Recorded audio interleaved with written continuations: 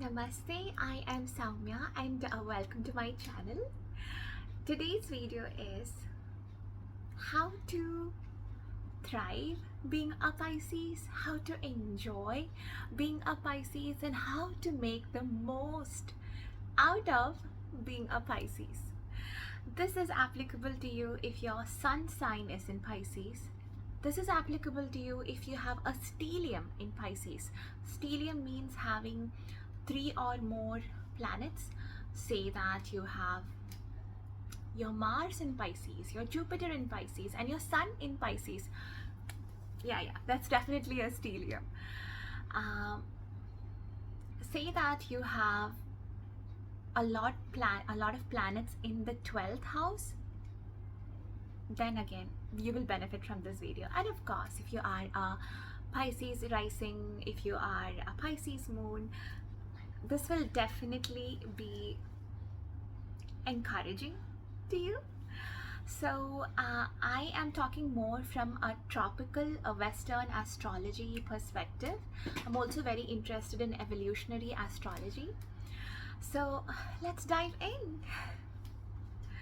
Pisces is poetical. Pisces is mystical. Pisces is more abstract, more philosophical, almost like not from this world. That's exactly our problem. That is exactly my problem as well. We're always contemplating about something different. Our perspectives, the way we experience life, everything is so unique. And the entire world is like, okay, just wake up and get on with the program. So, how do we navigate this? The opposite sign of Pisces is Virgo. A lot of the times, what we need to learn more in life is the Virgo things. Making to-do list, writing things down, having an organized system to get things done, having goals for every year, breaking those goals down on a monthly basis, and then making small chunks of that on a weekly basis so that we attain our goals. Not people pleasing all the time, but being honest, not overcommitting, not saying, okay, I'll do that too, though you know you do not have the time or the energy or even the skill to do it, but you're saying you will do that because as a Pisces, you just want to make everyone happy. Yeah, but just be honest. So we need to, in this life, have more Virgo traits and then balance things out with our Piscean nature. Okay? One thing everyone says is, oh my god, I just do not like how Pisces I am. I'm crying all the time. I have all these feelings. Know that our sensitivity is our superpower. That brings me to the first most important aspect of this video, which is knowing the special gift you have. This is applicable for Pisces, Cancer, and Scorpio. First thing is, if you have a Pisces Virgo axis, as in you're a Pisces sun but your moon is in Virgo, opposite signs, there is something mystical about you. You might be into astrology, tarot, maybe that is your profession, or you have something very practical as a profession but you still practice these things. There is something about you where you could be a mystic, you could be a channeling person. Now, talking about clairs, I've written things down. Claircognizance. Claircognizance means within a few seconds you get a download. It seems like the universe is channeling through you. You're just sitting talking to someone, or you're just sitting there sipping a cup of coffee, and then this beautiful idea just completely downloads from the ether to you. That is claircognizance. Being a Pisces, you might have all of these clairs, or at least bare minimum one of these clairs. So first one is claircognizance. Second one is clairsentience. Clairsentience is something a lot of us have actually. It's that gut instinct. It's going inside a room for the first time and just being able to completely understand the energy of the room. Meeting someone for the first time, but already just getting that energy of theirs and having this gut instincts about them. So that is clairsentience. Next one is clairvoyance, is when you get visions. You could be talking to someone and then boom, you just got a vision. What was that? Wow. You could be almost going to fall asleep and you just got a complete vision of something that is going to happen, and then eventually that happens and you're like, oh my god, I'm freaking out. No, it is just clairvoyance, and a lot of people have this. There's nothing to freak out about this. The reason I'm talking about the clairs is you're not working against it. You are realizing that maybe I have one of these abilities and I'm not going to run away from this. I'm not going to shut it down. I'm not going to freak out about it. Rather, I would go to the right spiritual teachers to help me through this, help me with this, work with it, not work against it.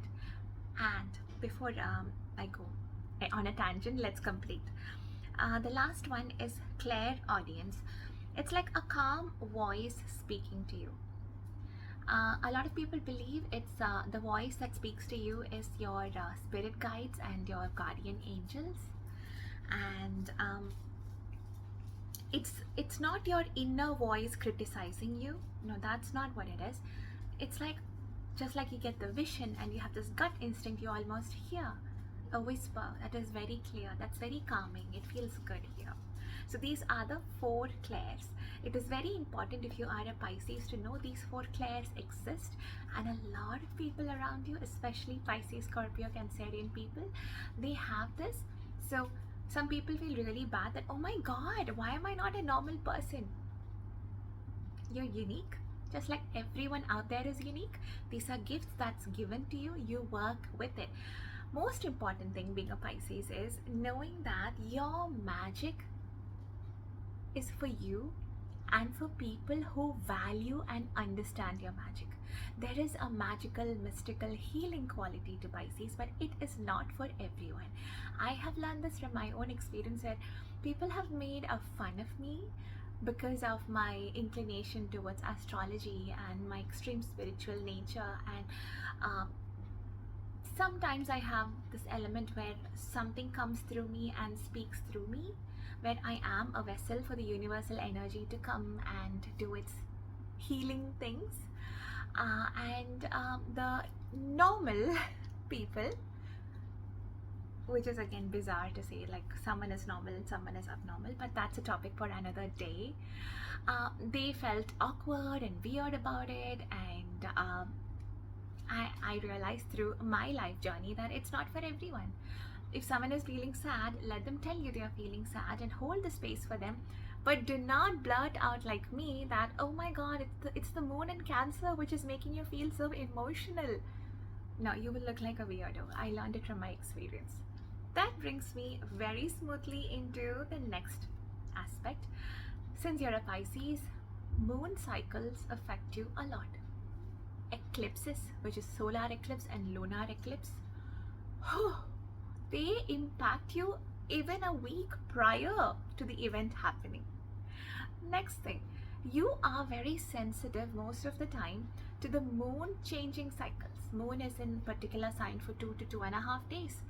So say that moon goes to the opposite sign from yours, which is Virgo, you might feel like just not yourself, and you might feel like you want to get a lot of things done. Don't fight it, get things done. Moon in Virgo is a great time to clean, tidy up, make that to-do list. Then when moon goes into Capricorn, you might feel more serious. It's almost as if you can't connect to that Neptunian energy of yours. And the reason for that is, when moon is in Capricorn, it is in a debilitated state. Moon does not enjoy being in Capricorn because moon is a Cancer sign, so which means moon rules Cancer. So when moon is in Capricorn, Astrologers like to call it a debilitation, where it doesn't do well. But how can you utilize Moon in Capricorn days? You can look at the bigger picture, create a proper strategy. You have something you want to achieve in life, have a breakdown of how can you reach there. For example, you want to get your master's done, then what are the nearby universities you can apply to? What kind of fee structure are we looking at? How are you gonna afford that? What kind of job do you need to be able to do that? And what are the entry criteria? What exams, So you can utilize the Capricorn Moon energy for those things. Whenever Moon goes into Cancer, you might feel like crying, you might feel overwhelmed, and that's fabulous because it's time to honor those feelings. I mostly lock myself in the washroom and I cry my heart out. After like 10 minutes of just crying, or maybe even less than 10 minutes of crying, I feel so much better. So it's said that sometimes when Pisces feels like crying, or even Cancerians feel like crying, they're not just crying for themselves, they're crying for humanity. That brings me to the next flow, to the next segment. Can you feel a flow in this? A Piscean flow? I hope you do. The next segment is I forgot. Oh yeah. Just like I mentioned, having a journal which is all like your plans and to-do list and things like that, because Pisces, a lot of people consider Pisces to be not good at getting things done, because Pisces is the 12th house. You know what 12th house is? It is death. It is life after death. In certain mythology that is associated with Piscean zodiac sign, they say that Aries is a newborn. They just took birth, so it's like, give me all the attention, crying all the time, wanting all the attention, give me all the milk. I don't care whether you have milk or not, I need to be fed. I don't care you haven't slept or not, my diapers need to be changed. That's how the newborn energy is, and that's the energy they associate Aries with. But you know what Pisces is? Pisces is the soul without body. It's life after death. So if that's how the mythology is, they associate Piscean people that way. They're escapist. Pisces cannot bear crowded places. Pisces cannot bear a lot of the things that's currently happening in the world. And their way of dealing with that is to escape. Now, escapism. Healthy escapism could look like escaping into a book for 30 minutes. Healthy escapism can look like taking a 30 minutes nap. Escapism should not come in the form of alcohol, because I have read that Neptune and alcohol goes hand in hand. So our rulers are Jupiter and Neptune. Jupiter is excess and Neptune is illusion. And when all of this comes together, we just don't take responsibilities, do not keep up with our day-to-day things that we're supposed to do not show up when we are expected to show up, and we get lost and drowned in our own ocean of emotions. So stay away from alcohol as much as you possibly can. Do not touch it if you can. Have other elements around you, like water elements around you, like herbal teas, fresh juices, just pure water, and escape through naps and beautiful books and romance novels and maybe a nice TV show, but give yourself a time for that escape. Another fact is, if you are a Pisces and you're living with a partner who prefers a house that is more steel and glass, you would not feel at home. You want your little bit of that emotional trinkets, a little bit of magic, a lot of coziness in your house. You want your house to be your sanctuary. So understand that if your house can be your place of healthy escape, then you can actually deal with a lot of the hardships that's out there in our day-to-day life.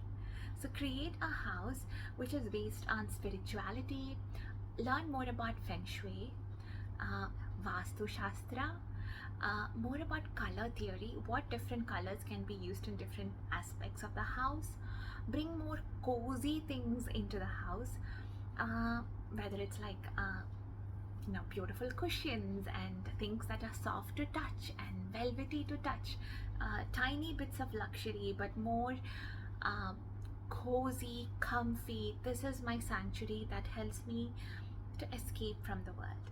That's very important for a Pisces. If your house is a healthy escape, a spiritual escape, a rejuvenating, replenishing place for you, then you wouldn't get into the dark escapism tendencies. Okay? A book you must read is 7 Habits of Highly Effective People. It's a must read because as Pisces we are more heart based, we are more mystical, magical. But if you have taken up big responsibilities at work, if you have taken the responsibility of being a spouse, a parent, you can't just be lost in your la la land. A lot of Pisces are known for being addicts. At least a certain part of their life they go through that. My example of that is when I was very young, things at home sometimes used to get difficult, and I had a lot of difficulty sleeping. I still have a little difficulty with insomnia certain times, and I'm too sensitive. So I, at the age of I think 12 or 13, found out that there was this medicine called Actifed, which my mom used to give me when I had cough. And I realized that medicine made me sleep. So at a very young age, I started having that medicine without my parents' knowledge because I wanted to fall asleep. That was classic Piscean addictive behavior. And just check if you have those behaviors, and in case you have grace and compassion for yourself and cultivate healthier behaviors for yourself. Clutter. Oh my god, kindly get rid of all kind of clutter, and if you can embrace a life of minimalism, you will thrive as a Pisces. When it comes to money, if you have heavy Piscean placements and you do not have Saturn in your first house, and if you do not have more Capricorn Virgo elements in your chart, you might struggle with money. So know that from a very young age and understand the concept of nest egg. Always calculate how much should be there as your nest egg. Make that kind of money. Always work towards having that kind of money. Get into stock market. Do not get into anything risky, gambling type, but do that at a very young age, because again, since Pisces is soul without body based on the mythologies and archetypes, we kind of struggle in doing worldly stuff that the body is required to do and the mind is required to do. So knowing that these are certain pitfalls of ours will help us to tackle our day-to-day life. Then if you are a Pisces who has a corporate job, you will have to have a certain kind of dress code, right? Pisces doesn't do really great in those kind of strict dress codes and very like strict, sharp, dark corporate outfits. So when you come home or when you have your weekends, ensure you have your bohemian style coming through and flourishing, whether it is earrings like these, colors like these, polka dots and things like this. It's a very classic Piscean thing. Also curls are classic Pisces thing, so enjoy those. Learn how to take care of your curls, learn how to enhance your curls, learn how you can embrace that bohemian, learn how to love your curls, take care of your curls, keep them in good condition, and embrace more of your bohemian self. So during your Saturdays and Sundays and during your evenings, embrace the mystical, magical, beautiful Piscean nature, because Pisces is nothing without the chance to replenish on a spiritual deep level. Pisces is romance stories. Pisces is also poetry, so definitely read a lot of poetry. Pisces is feelings. Feel your feelings. Do not block your feelings. Do not have a wall around your heart, because that's not who we are. We love, we heal, we are mystics, we are magicians, we are high priestesses. But you're not born a high priestess. It's a journey. It's a journey of getting your heart broken, getting beaten up, getting hurt physically, mentally, emotionally, and learning to love through it all, learning to heal oneself and then heal the world. Do not be that martyr, wounded Pisces who's bleeding but taking care of other people and feeling a level of resentment inside and not even being understanding of that, and in that process you're making other people uncomfortable. Learn how to fill up your cup. And when it comes to filling up your cup, one very important thing is understanding that you have a very spiritual nature, and how you explore your spirituality and how you explore your relationship with God is completely beautifully unique to you. It's just important you show up every day for that. Someday for me it is reading spiritual books and chanting. Someday it is just sitting in silence in vipassana. Someday it is just being with my crystals, with my rose quartz. I have amethyst. If you are a Pisces, you will at least once in your life feel drawn to amethyst. It's for a reason. It is the stone of spiritual wisdom.